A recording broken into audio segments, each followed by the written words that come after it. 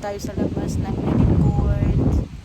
Yan ang Eden Court kung saan ano yan multi-purpose yan. Ginagamit nila sa play, sa drama, minsan cinema, ganon. Diyan nagwo-work ang Eden Court. So nandyan ang ating kasama kasi tea break ng nanay. So binisita niya dyan. Ako naman kasi maganda ang panahon, hit natin ng vitamin D, kaya nandito ako sa labas. So diba ang hangin, alam mo ito heat wave na sa kanila ito. Anong ano na ba, parang nasa yata 17 degrees Celsius yata ngayon. Kaya ang mga tao andyan sa sunbathing sila. Tapos yung iba naman doon sa background, diba? So, dito muna tayo, hintayin ko lang siya. Tagal. Pero ang sarap guys, ang sarap dito magtambay. Diba?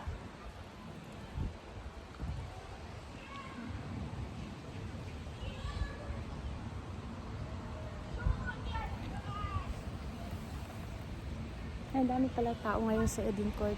Manonood na ngayon ng drama. The Lion, The Witch, and the Wardrobe pala ang ngayon. Ngayon. Yan yung nandyan yung ibiyanan ko. So, dyan siya. Diba? Maliit lang yan sa labas, pero pagpasok mo sa loob, malawak din yan. Maraming tawag nito.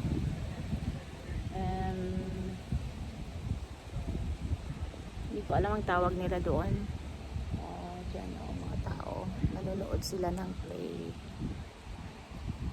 Ng The Lion, The Witch, and the Wardrobe. Diba? Ayan naman, music venue naman yan. Yung alam mo yung yan yung parang tent yan. Music venue yan. Mamaya mag-start yan mga 3 to 4 p.m. yan. May banda dyan. Pero maya pa yan sila mag-start. So, mga tao nanonood ng play ngayon.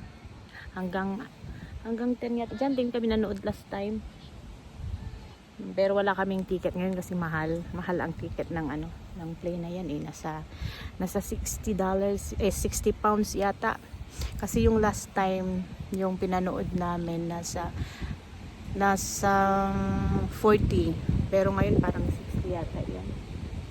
At saka baka full na din. Daming pumupunta. Paglabas ng kasama ko, maglakad-lakad kami dyan sa Riverside. Ay, diba? Yan lang naman guys.